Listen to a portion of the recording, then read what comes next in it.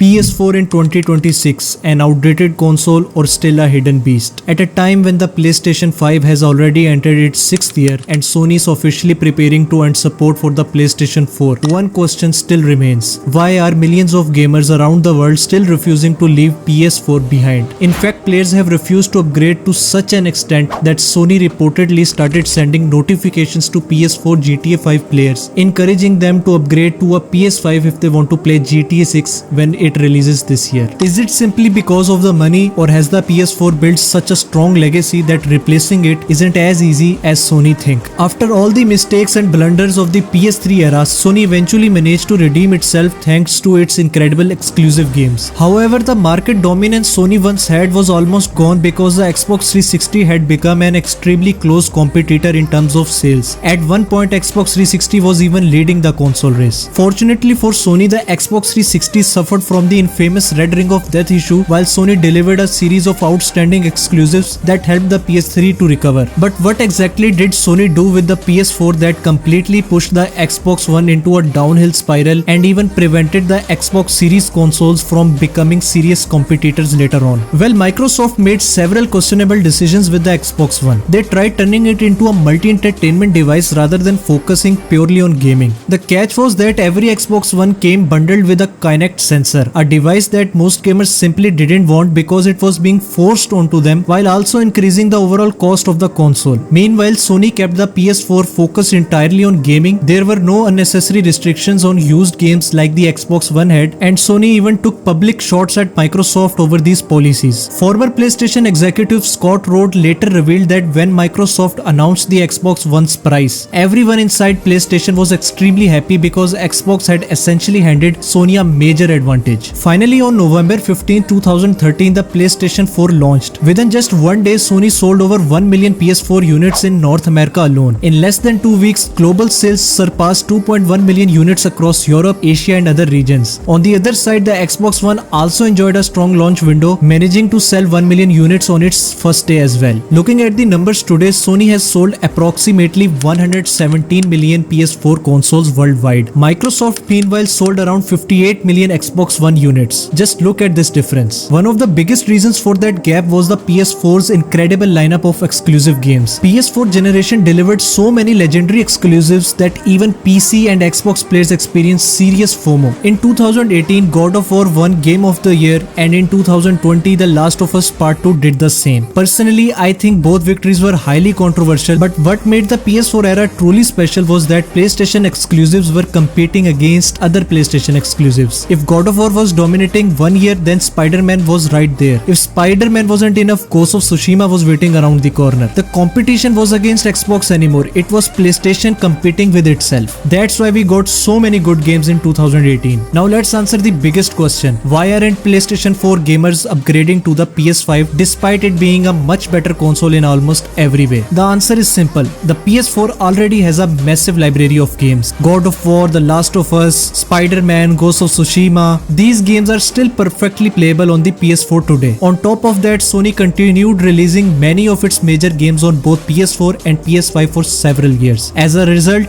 gamers never felt any urgency to upgrade. But that may finally change now, keeping in mind that the new PlayStation exclusives will not release on PS4. Well, should you buy PS4 in 2026? Is it going to be a good decision or a bad decision? Before answering this question, let's first talk about all PS4 models available. As many of you know, Sony didn't leave the PlayStation 4 unchanged throughout its lifespan. Instead, they evolved the console during its generation. PS4 Fat. The original PS4 launched on November 15, 2013. It featured an 8-core AMD Jaguar CPU, a 1.84 teraflop GPU and 8GB of GDDR5 RAM. At that time, this was very powerful setup for console gaming. However, 3 years later, Sony refreshed the design. On September 15, 2016, Sony launched the PlayStation 4 Slim. The PS4 Slim used essentially the same hardware, the same CPU, GPU and RAM, but the console becomes smaller, quieter and more efficient. Performance remained the same, but the design and efficiency were significantly improved. Then just 2 months later, Sony introduced the PlayStation 4 Pro. The PS4 Pro launched on November 10, 2016. This was a mid-generation performance upgrade. Its GPU jumped to 4.2 teraflops compared to the original PS4's 1.84